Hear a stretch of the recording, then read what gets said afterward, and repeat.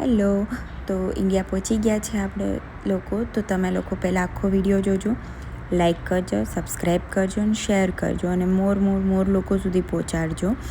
તો પહેલાં તો ઇન્ડિયા આવીને પહેલો ટાર્ગેટ હોય છે ગુજરાતી થાળી જમવાનો અને સ્ટ્રીટ ફૂડનો. તો પહેલાં તો આવીને પાણીપુરી ખાઈ લીધી છે અને મોસ્ટલી અમે લોકો ગ્વાલિયામાં ફર્સ્ટ જતા હોય છે, મને ત્યાંનું ભાવે છે. પણ આજે ડિનરમાં આ ચીજા આવ્યા છે.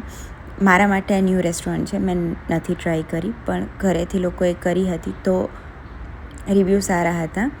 તો એનું ઇન્ટિરિયર, વાઇબ્સ બધું બહુ સરસ હતું. જમવાનું પણ બહુ સરસ હતું. દાબેલી, ખમણ, ઢોકળા, ચાટ, બહુ બધા સબ્જીઓ, બટેટાનું શાક ને પંજાબી શાક ને કઢી ખીચડી. મને કઢી ખીચડી બહુ ભાવ્યા અહીંના. અને હા, બેંકોકમાં મળી રહે છે, પણ જે ફેમિલી સાથેની વાઇબ્સ હોય છે એ નથી મળતી હોતી.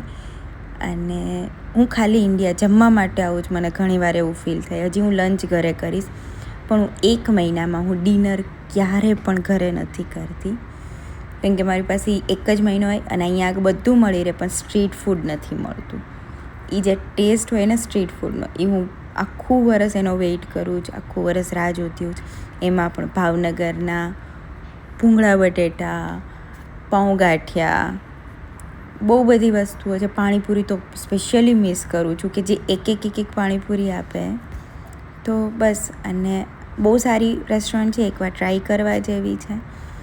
અને અહીંયા અને એકચ્યુઅલી રૂહી માટે પણ હેપી પ્લેસ હોય છે.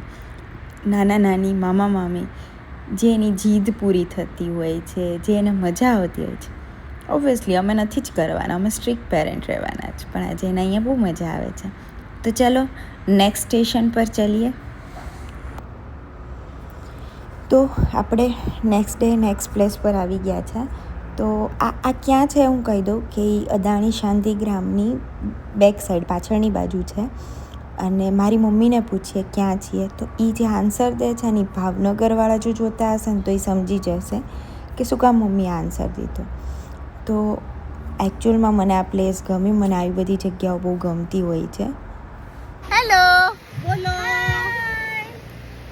ક્યાં આવ્યા છે આપણે લોકો? બોર તળાવ.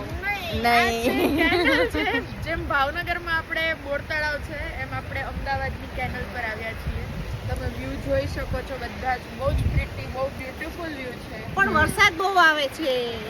હા, અમે લોકો ચાલુ વરસાદે. Most famous suicide place.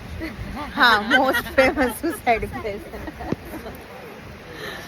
હું લોકેશન એન્ડમાં કહીશ, એટલે એન્ડ સુધી વિડીયો જોજો. અને સબસ્ક્રિપ્શન તું કઈ લોકેશન એન્ડમાં કહીશ, એન્ડ બધાને ખબર એક જ કેનાલ છે અમદાવાદમાં. લેકિન સબ લોકો લોસ થઈ જાય ને. પણ બધાને નહીં ખબર હોય કઈ કેનાલ એમ. એવું પણ બને કે બીજી કઈ કેનાલ સાચી હોય, પણ એક છે એ પણ નહીં ખબર હોય ઘણા બધા. હા, બહુ બધા લોકો ના જોયું. હા. સો ઇન્ડિયા આવી અને રૂહી શોપિંગ અને એ મામા મામી કે નાના નાની સાથે મજા ન કરે એવું ન બને ને આ પ્લેસ ઉપરથી એને બહાર કાઢવી ટુ ડિફિકલ્ટ. સારી એવી પ્લેસ હતી એ. સ્કાય બ્લુવાળાએ આખું સ્ટેશનરી માર્ટ બનાવ્યું હતું. અને હવે આપણે પહોંચી ગયા છે ઇસ્કોન મંદિર. આની વાઇબ સાથે કાંઈ પણ મેચ ન થાય. એવરી ટાઈમ ઇન્ડિયા આવું ત્યારે એક વખત તો હું વિઝિટ કરું જ તે. અને આજે લાઈવ જે કીર્તન ચાલતું હોય ત્યાં 1 થી 2 કલાક બેસી શાંતિથી એને મજા કરીએ. અને જો પ્રસાદ લેવાનો ટાઈમ મળે તો પ્રસાદ લઈએ. અધરવાઇઝ આજે તો અમે લોકોએ પ્લાન કરેલો હતો કે નેક્સ્ટ પ્લેસ અમારું હશે દક્ષિણિયામાં ડિનર. તો બસ આવી રીતે ડિનર કરીને પછી ઘરે, અને સારું રહી મારી ટ્રીપ. તો મળીએ નેક્સ્ટ વ્લોગમાં. Bye bye, thank you.